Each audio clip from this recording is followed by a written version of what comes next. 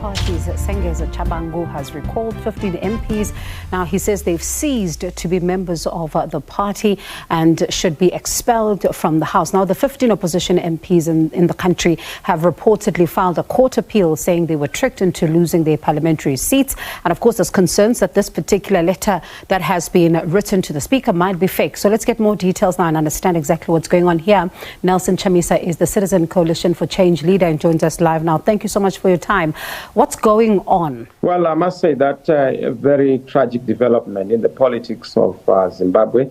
The people of Zimbabwe voted overwhelmingly for change, and you know that there was an emphatic voice for change in a flawed election that we recently had in Zimbabwe. And what has been happening is that we have not been able to resolve that stalemate. There is a political crisis, a political stalemate. The people voted for change, but the result that was declared was clearly not in line or aligned to what the people voted for. But as if that was not enough, there's been a new and fresh blow on the legitimacy crisis, particularly in Parliament, where ZANU-PF has engineered an unknown somebody to go and write a letter to Parliament to withdraw CCC members of Parliament. I'm the leader of CCC. We have our members of Parliament. We have our party. We are not aware of this member, but this member seems to be from or working with ZANU-PF to withdraw our members of Parliament. The Speaker did not pay regard to our written communication we had written to him. He chose to unilaterally follow the ZANU-PF aligned person who just wrote a letter to say we have withdrawn about 21 MPs or so. And there's been a big issue within the context of our conversations and our politics. And we have written to the Speaker of Parliament to say this must be corrected and this anomaly must be corrected. If it is not corrected, it will plunge the country into deeper political crisis. And of course, it will emphasize the problem of legitimacy and the problem of contestation arising out of disputed and flawed elections. So are you saying you do not know this person quoted as Sengeza Chabangu? No, we don't know that person. That person is not in our structures. We don't even have that person as an office holder.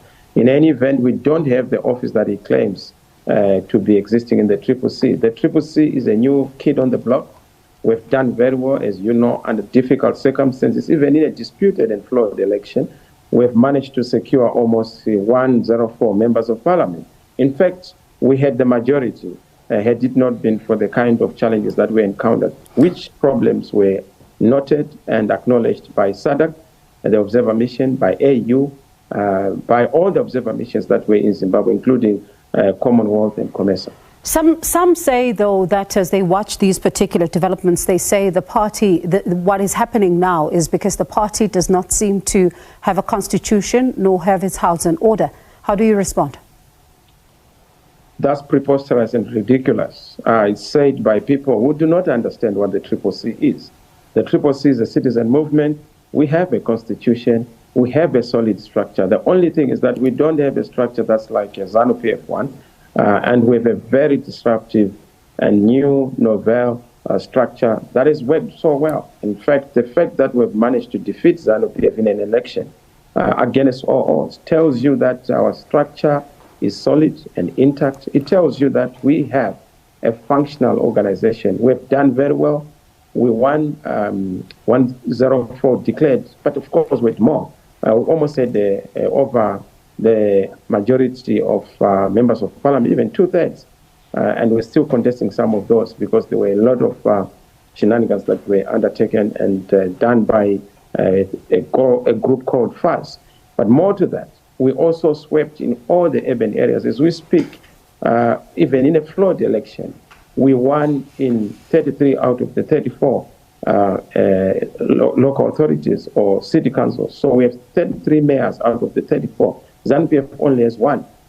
And that tells you a big thing, that we are a solid movement, but we do not want ZANU to continue to undermine our democracy. They did it in 2018. They want to repeat that same tactic. This time, we'll not allow them. And this is why we have engaged in what we are calling a strategic disengagement for a period of time until the issues are resolved. If this anomaly is not resolved, we are going to go into a gear up. So what does that gear up look like? Oh, definitely there's going to be a full-blown constitutional crisis arising out of the capture of key institutions like Parliament by ZANU-PF. We have had a capture of most of the key institutions. We have challenges around the Zimbabwe Electoral Commission itself, which we are pushing for its disbandment because of failure to run the election, the violation of the Constitution, the violation of the Electoral Act, and the violation of statutes and protocols that run elections in the region, SADC guidelines, even the AU statutes. So Parliament, the way Parliament has behaved, if you look at the violence that took place yesterday, it tells you that Zimbabwe is a country that is in a deep crisis, and that must be corrected through a political settlement, through political dialogue on the key issues.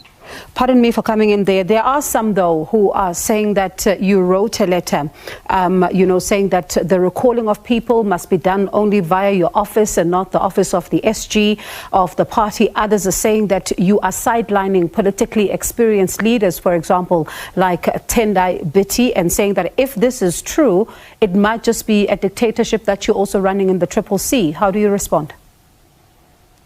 Well, I must say that we have a confusion here. Mr. Biti was in the MDC Alliance as vice president. We now have the CCC. Mr. Biti is a member of CCC. He was a member of parliament, but now we have a new arrangement, which is CCC, and in CCC we don't have a Secretary General's post. Mr. Biti is not a Secretary General; he's just a member. And I don't know why people want Mr. Biti to be the one who is writing to Parliament when he's just a former member of Parliament from Harare East. There's now a new member of Parliament. And so all those things, I don't know where they're coming from. We don't have the office of Secretary General. We have the office of the coordinator and the chief of staff who are doing that responsibility to make sure that there's coordination with the external world. We are out of time, but I'm going to ask you very briefly to bring us up to speed with what you're doing about the situation around Job Sekala. Of course, lots of concern about his health and what has been going on there. Well, we're extremely worried. In fact, we have knocked at all the relevant doors within Zimbabwe nationally and also across the region in SADC to try and get international solidarity to the release of all political prisoners. There's Mr. Job Sekala, the lawyer and the former member of parliament, but there's also Ngari Vume, who is the head of his own political party, and MRP, some activists from another political party in Zimbabwe.